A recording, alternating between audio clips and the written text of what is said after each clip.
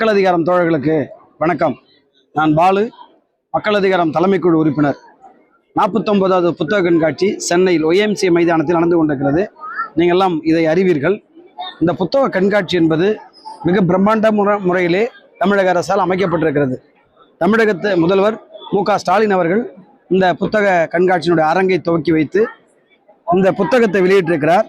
திருப்பரங்குன்றம் ஒரு வரலாற்று ஆய்வு அப்படிங்கிற புத்தகம் சூர்யா சேவியர் அவர்கள் எழுதியது, தமிழக முதல்வர் வெளியிட்டது. இவை மட்டும் இல்லாமல் இந்த கிழக்காத்து ஸ்டால்ல தமிழகத்தில் RSS வளர்ந்தது எப்படி அப்படியே கிழக்காட்டு அரங்கத்திற்கு சொல்றேன். குறிப்பா மக்கள் அதிகாரம் குன்றம் நாம் சமீப காலமாக எதிர்கொண்டு கொண்டிருக்கிற RSS BJP சங் பரிவார் கும்பலை எதிர்த்து போராடுவதற்கு பல்வேறு அறிவு களஞ்சியங்கள் உள்ள புத்தகங்கள் இந்த நம்முடைய அந்த கீழைக்காட்டு அரங்கத்திலே எக்கச்சக்கமான புத்தகங்களை அரங்கு உரிமையாளர்கள் அடுக்கி வைத்திருக்கிறார்கள். ஒவ்வொருவரும் இருக்கிறது. இன்னைக்கு 21ஆம் தேதி வரைக்கும் நடக்கிறதா இருக்குது. இன்னும் 2 நாட்கள் தான் இருக்கிறது. ஆகவே அனைத்து நண்பர்களும் தோழர்களும் ஜனநாயக சக்திகளும் முற்போக்குவாதிகளும் நம்முடைய கீழைக்காட்டு அரங்கத்திற்கு வருகை தருமாறு கேட்டுக்கொள்கிறோம். தொடர்ச்சியாக போராடுகின்றவர்கள் பல்வேறு பிரச்சனைகளை எதிர்கொள்கிறார்கள், பல்வேறு நெருக்கடிகள். ஆனால் இந்த நெருக்கடிகள் எல்லாம் எப்படி சமாளிக்க போகிறோம் என்பதை ஒவ்வொரு தனி மனிதனும் உரசி பார்ப்பது உண்மை மனிதனின் கதை.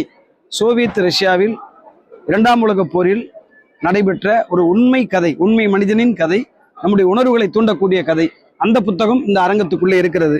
அதே போல விடுதலை போரின் வீர மரபு, இந்த புத்தகம் என்பது மிக மிக தமிழகத்துடைய அவசியமான புத்தகம்.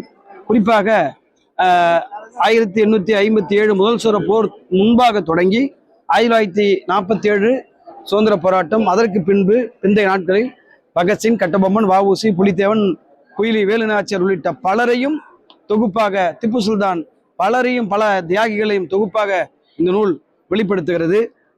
அதே போல தூக்கு மேடை குறிப்புகள், ஜூலிஸ் பூசிக் செக்கோஸ்லோவாக்கியாவிலே ஒரு பேராசிரியர் இருந்த கம்யூனிஸ்ட் கட்சி சார்ந்த ஜூலிஸ் பூசிக்குடைய உணர்வுபூர்வமான ஒரு புத்தகம் இது. அவருடைய தூக்கு மேடை குறிப்புகள் என்ற புத்தகம். சிறு சிறு குறிப்புகளை புத்தகமாக கொண்டு வந்திருக்கார்கள். தமிழ் புத்தகங்களாயும் கிழக்காட்டு அரங்கத்துக்குள்ள இருக்கிறது. பெரியார் எனும் இயக்கம், ஒரு அற்புதமான நூல் இது. அவசியமாக படிக்க வேண்டிய செய்திகள் இது நூலில் இருக்கிறது.